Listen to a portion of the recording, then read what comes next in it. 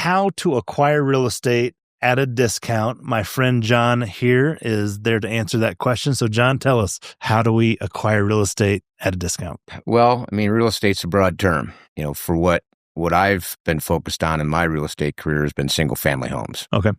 And for single family homes, there's really, I think, three major ways. One is wholesalers, which I predominantly get my deals from. You can go direct to the seller, and you got realtors.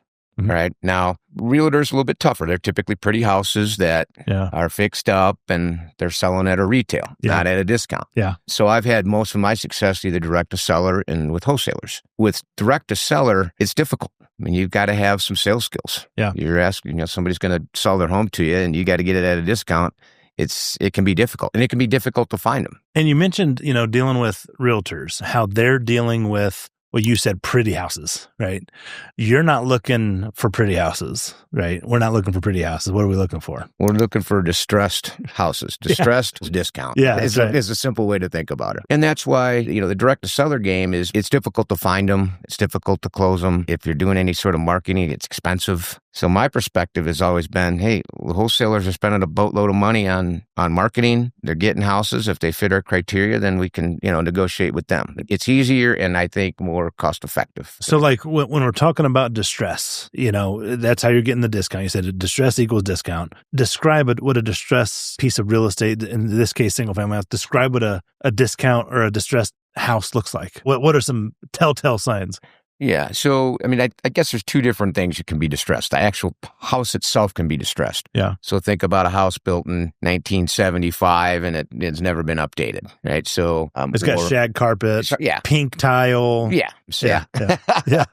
So, houses that need updated or just quite frankly, they've been neglected. Yeah. Right. There's holes in the walls and someone moved in 1970, has done nothing to it, passed away, went to a old folks home. Something happened. Mm-hmm. And now, we kind of have a time lapse for that house, 1970. Is that right? Yeah. So then when you're dealing with those type of houses and you're talking about working with wholesalers and sellers, what's the difference between a seller and a wholesaler? Well, a seller is the person that actually owns the property. Okay. And you're dealing directly with them to try to negotiate. Okay.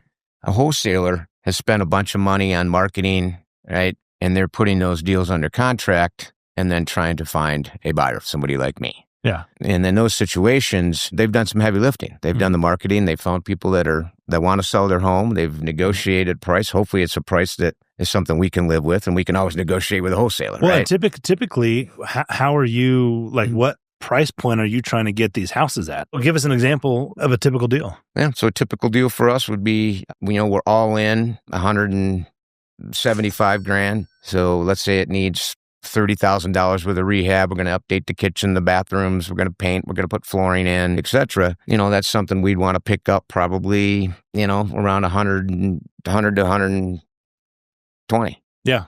120, put 30, 40 grand into it, all in 170, 60, something like that, when you account for closing costs and all that kind of stuff. What would the market value of that house kind of be? I think around 200. 200? Yeah.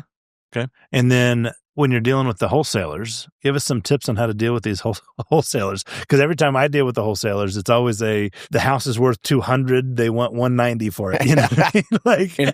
And they're definitely out there. Yeah. And that's why you have to scratch and claw. You have to find them. I mean, you're digging through, Facebook, you're digging through groups on Facebook, you're Googling, and you're just having conversations trying to find that person that isn't trying to wring the sponge on every single deal. Yeah. He's leaving some meat on the bone for an investor like me so that I can make some money. I obviously want him to make some money so he can continue to bring me deals. At the end of the day, they typically overestimate the ARV. And ARV is? After repair value of a home. Okay.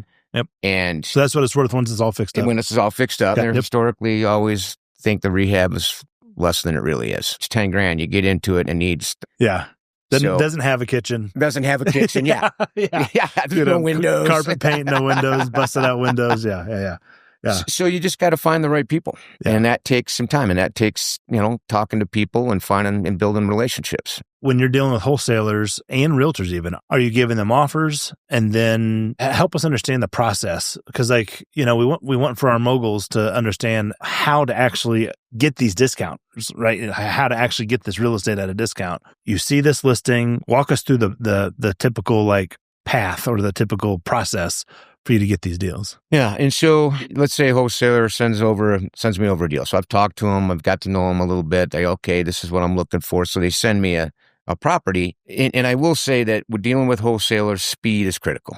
Okay. Some of them, if they're tenant occupied, sometimes, you'll work to put together an offer that works for me. And then it'll be contingent on getting out to see the house. A lot of times wholesalers, they want you to go look at the house and give you an offer that doesn't have any inspection contingency on. Okay. So depending on the situation, it could go down either path. So that's where speed's key. So you've got to have boots on the ground. You've got to, if he sends you a deal in the morning, get out there in the afternoon. Yeah. Right. Don't wait 2 days. Get him an offer ASAP. Get him an offer ASAP. Yeah.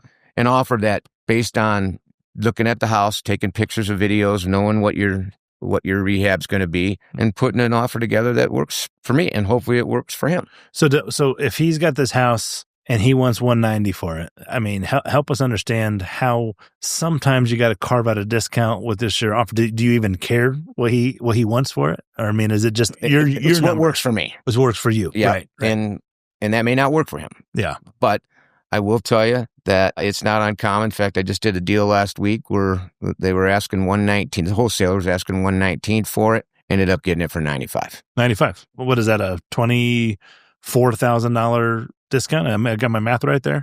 Yeah, $24,000. He's wanting that, and you carve out that discount. Yeah. And I carved it out by explaining to him, like, man, look, this thing needs $40,000 worth of rehab. Yeah, You told me you're not just coming up with numbers. No, you're trying to give a reasonable approach to this, right? Yeah. And typically, what kind of responses do you get from these wholesalers when you're, asking for a discount? Well, it varies.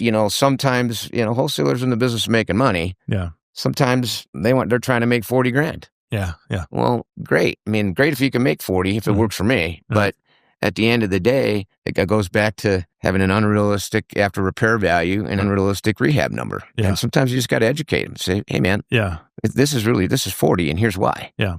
So if at 40, I need it at 95. I mean, you're not batting 1,000, right? You're making offer. How many offers are you making to get a deal? It kind of ebbs and flows, but I would say 15 to 20 probably. No kidding. Yeah. Yeah. So you're out there, and is that with wholesalers and realtors, or is that a combo piece? That'd be a combo. Yeah. So you're dealing with these people who have these houses. They say investor special, bring us your offers, sellers motivated, all these, marketing phrases. They either email you, call you, text you. Is that pretty much how they're getting a hold of you? Most of the time it's either email or text. Okay. Thanks for watching. Hit the subscribe button right now. You don't want to miss the next episode. Every week, we drop practical money strategies and real stories that'll change the way you think about wealth.